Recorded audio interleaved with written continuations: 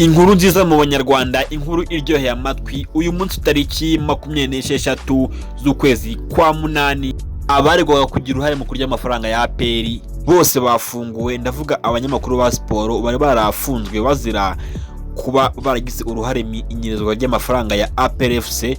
Abo ni abandi ni Ndayishimiye Rugaju Rigani, umunyamakuru wa RBA ariko utagifite amahirwe menshi yo kuba yasubira kuri radio y'igihugu. Ngo bimeze bite Rigani n'akazi ke kuri radio Rwanda? Rigani akimara gufungwa azira biriya byose twabonye ahabanza, yahise asimbuzwa umunyamakuru ukomeye cyane kuri radio Rwanda ari we Nepo Dushime. Ni umunyamakuru wakoraga kuri Sike FM ariko bamaze kumufunga. Ndavuga Rigani birangira nyine harimo saga, hakajya haba icyuho kinini mu rugo rw'imikino, ariko birangira haje umusimbura ari we Nepo.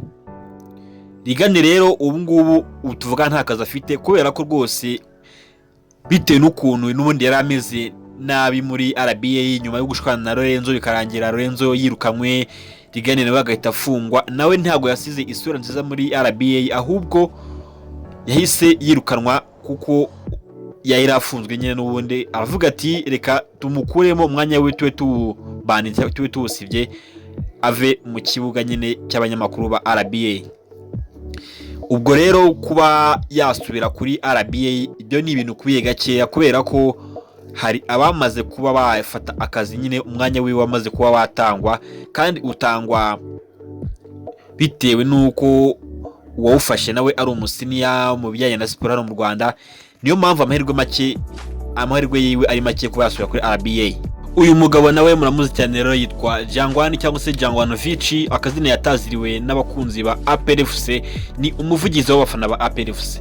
Uyu mugabo rero nawe yarekuwe muri bano bagabo bakurikiranwagaho icyaha nyine cyo kuba batanga impapuro badafitiye uburenganzira, nawe yarekuwe. Uyu mugabo rero we akiri muri gereza nyine agifunze, we yatangaje ko akigaruka rwose azahita afata akazi kiwe nk'uko kari kameze, kubera ko yamaze kuba yarekurwa.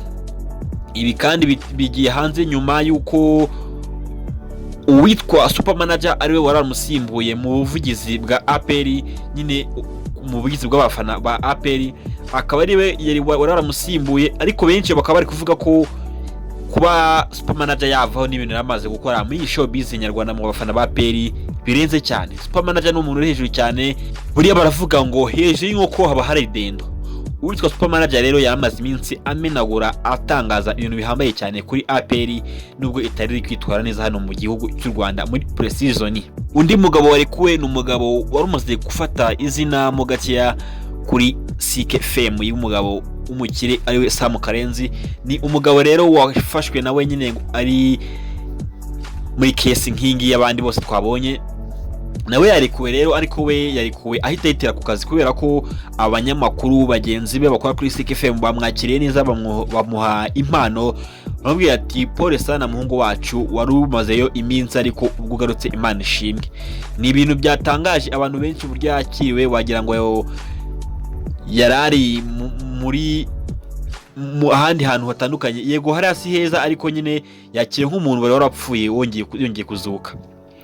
Ishimwe Erikari cyangwa se Rishari ni umuntu wari umaze gufata izina cyangwa se ufite izina kuri Sike FM mu gisata cya siporo, cyane ko bose araba muri siporo bafashwe, kubera ko bari bajyanye n'ikipe ya APR mu Misiri gukina n'ikipe ya Pyramide. Undi mugabo mubarekuwe yitwa Biganiro Anta, ni umunyamakuru wahoze kuri radio y'umuherwe cyane BNB. Ni umugabo rero wabivuyemo akigira mu byo kuba yaba umu agent cyangwa se umuntu ugurisha abakinnyi abakuye mu makipe andi abajyana mu yandi. Ni umugabo rero nawe nyine wari wagiye muri iyo deal cyangwa se muri ako kazi, aho yagiye mu Misiri ari kureba bamwe mu bakinnyi ashaka kugurisha mu makipe atandukanye yo hano muri East Africa. Bikarangira nyine nawe aje muri iyo case yo kuba yaratanze impapuro ashaka tike y'indege mu buryo bunyuranyije n'amategeko hano mu Rwanda. Uyu nawe rero yarekuwe, ariko yarekuwe akazi kiwe nakabanye nk'akapfuye, kubera ko yari muri deal zo kuba yashakira rero abakinnyi bagera kuri 2 bose, ariko yavuye muri gereza asanga akazi bagahaye abandi bantu. ubu tuvugana agiye kongera ashakishe bundi bushya nyine agende areba neza uko bongera kuguruka muri deal. Ariko aba bose nubwo barekuwe icyaha ntabwo kirabahanagurwaho burundu kubera ko hashyari kurebwa hakorwa n'iperereza ko nta waba ufite ibindi yaba yarakoze muri no kesi yabaye muri APR.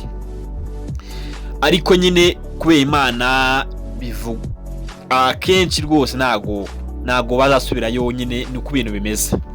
Ndaje kubibutsa ko ahanga ari ku Mana TV nta handi wakora amakuru nkanga ashyushye gatanu, kandi kora subscribe kandi kunzogera kugira ngo ujye ubona ibintu nk'ibi ngibi kandi biryoshye biryoheye n'amakuru. Ndabakunda cyane rero mukore subscribe mukande kunzogera kugira ngo nyine mujye mubona amakuru ashyushye nkanga gatanu, kandi murakoze ahanga ari ku Mana TV.